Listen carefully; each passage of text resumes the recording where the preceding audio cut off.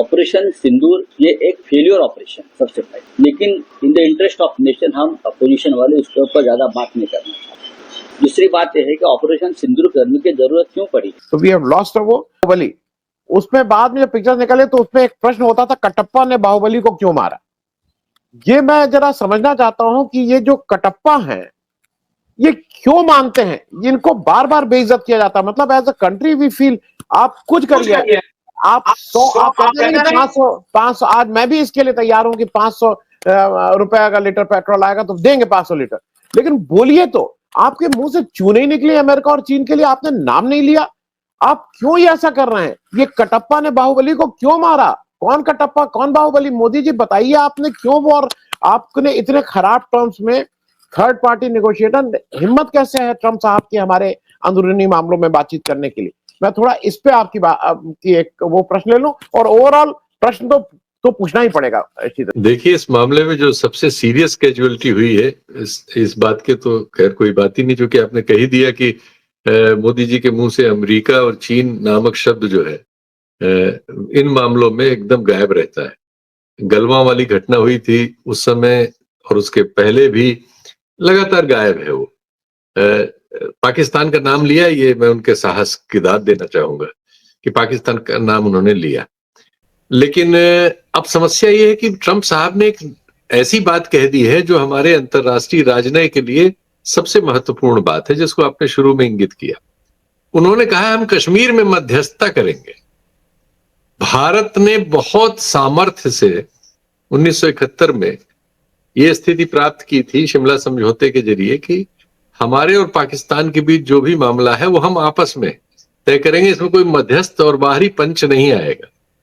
यानी वो बिल्लियों की लड़ाई में बंदर कोई नहीं आएगा और दोनों की रोटी खा जाए।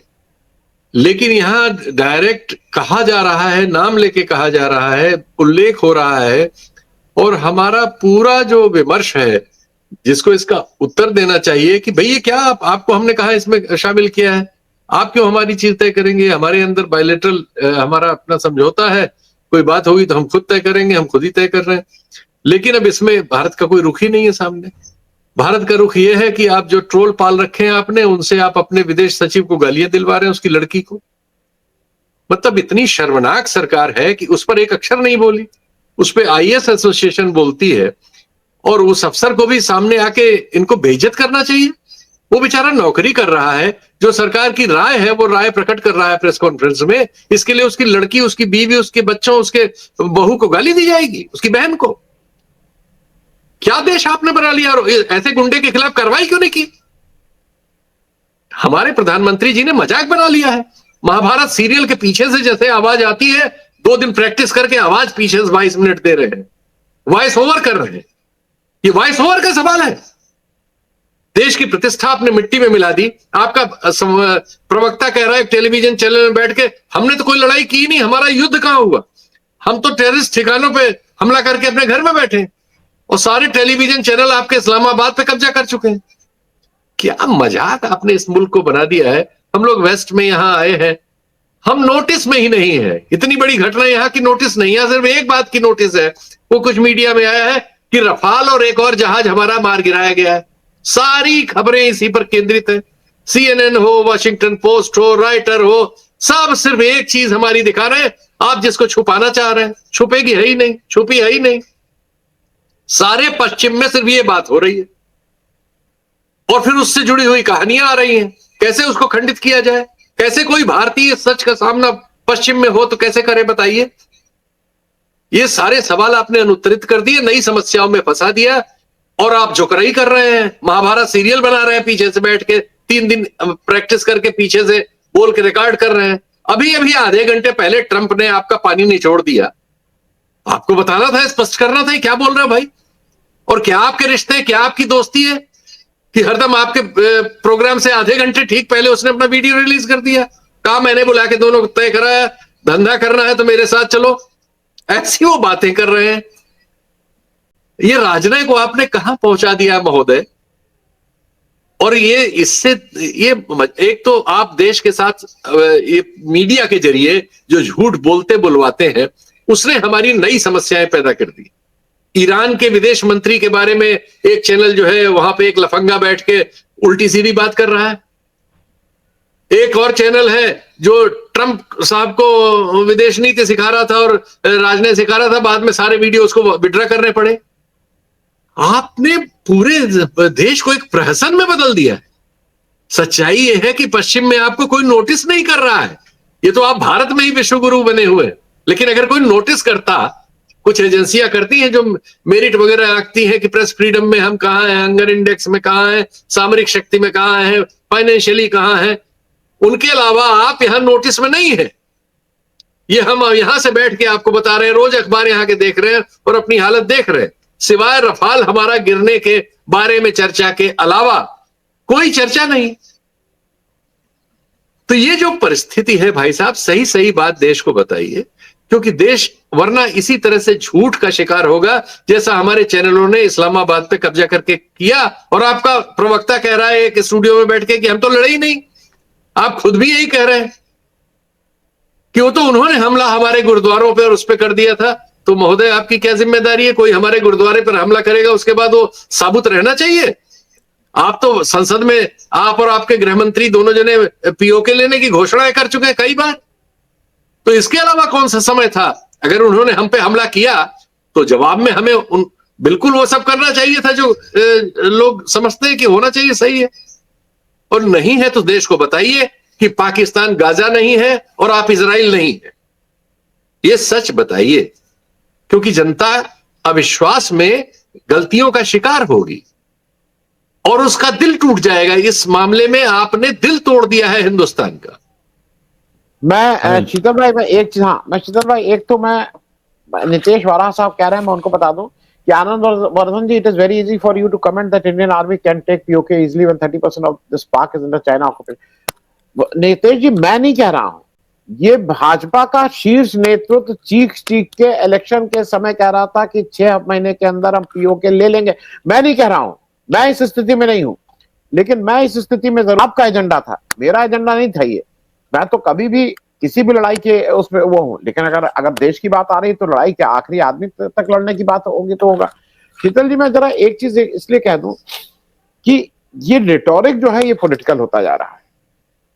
अब जो इसमें जैसा यूसुफ जी ने कहा कि हम उसकी तिरंगा यात्रा निकालेंगे, सब कुछ निकालेंगे, उसको कुछ करेंगे, मुझे नहीं लगता है कि एक समय देश को इतना मैच्योर होने की जरूरत है। और दूसरा, मैं एक चीज और पूछ लूं, मैंने बहुत से चैनल में सब जगह देखा, सब लोग कह रहे हैं गलत हुआ, सब लोग कह रहे हैं मौका खोया, सब लोग, लेकिन किसने मौका खोया? एक भी व्यक्ति, वो जो पूरे भक्त मंडली है, वो ये नहीं कह रहा है कि मोदी नेतृत्व तो राहुल गांधी जाएंगे क्या वहां, कि इंदिरा गांधी जाएंगी वहां आक्रमण करने। निर्णय तो आपको लेना होगा, देश की इस समय बागडोर तो आपके हाथ में है।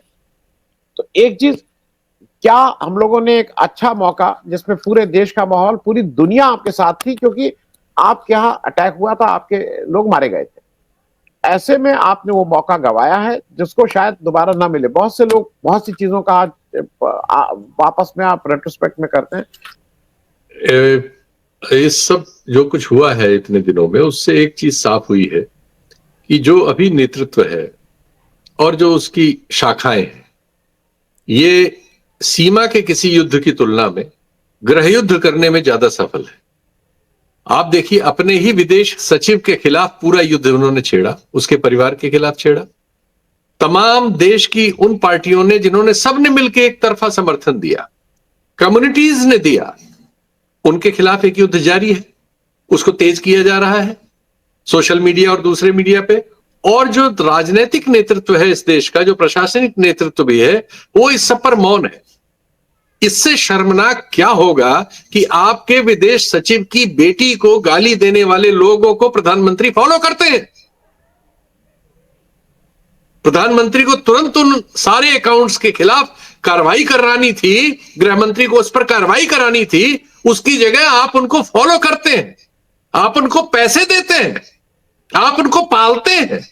ये सब तमाम जो सेनाएं बनी हुई हैं, तमाम ऐसे दुनिया के सबसे बड़े एनजीओ, सबसे बड़ी पार्टियां रोज घोषणा करती है 3 दिन में हम सीमा के लिए सब कुछ तैयार कर सकते हैं। ये सब किस लिए है? ढेरों जातीय सेनाएं हैं, ये सब गृह युद्ध करने के लिए।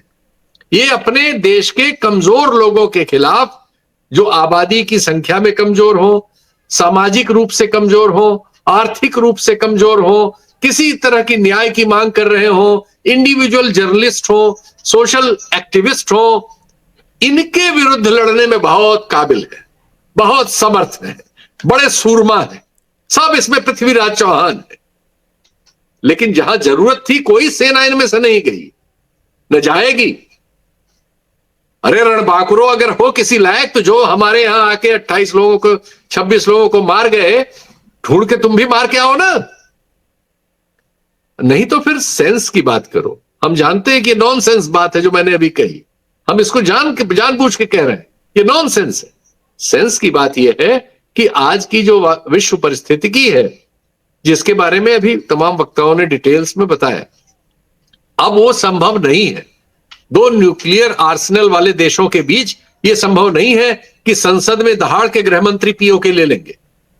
साबित हो गया ना, प्रधानमंत्री के अपने बयान से एडमिशन में साबित हो गया, और हमारे वायुसेना के प्रवक्ता के कल के बयान से साबित हो गया। जब उनसे साफ साफ पूछा, जिस पर सोशल मीडिया पर आईटी सेल वाले हमला कर रहे हैं उस पत्रकार पर, उसने साफ साफ पूछा कि भाई सारी दुनिया में खबरें आ रही हैं, वॉशिंगटन पोस्ट में खबर है, राइटर ने यह खबर दी है, फ्रांस के लमौद में खबर है, ब्रिटेन के गार्जियन में खबर है, सारी दुनिया में खबर है, बाजार को खबर है, जिससे किसका शेयर ऊपर जाना है, किसका नीचे जाना है, जिस बात की सबको खबर है, उसके बारे में बताइए साहब कि क्या हमारा कोई जहाज कोई गिराया था किसी ने? तो उन्होंने क्या जवाब दिया? उन्होंने कहा कि ये नहीं कहा कि नहीं गिराया, ये कहा कि युद्ध में ये नहीं देखा जाता कि हमारा क्या नुकसान हुआ और क्या वो हुआ। तो एक तरह से परोक्ष स्वीकारोक्ति है। ये चीजें हैं जिन पर आपको देश को विश्वास में ईमानदारी से लेना चाहिए। ये आप छुपा नहीं पाएंगे। आज की दुनिया में कोई किसी से, अमेरिका अपने बारे में नहीं छुपा सकता जो सबकी खबर रखता है। उसकी सब बातें आपको पता होती हैं, आपकी बातें उसको पता होती हैं। तो जब सब चीज दुनिया में ये है तो ये बहुत देर तक छुपेगी नहीं। और सारे दुनिया के प्रतिष्ठित मीडिया में ये ऑलरेडी आ चुका है, उसका असर बाजार पर पड़ चुका है। तो देश को भाई ईमानदारी से विश्वास में लीजिए, उसको गृह युद्ध में मत झोंकिए।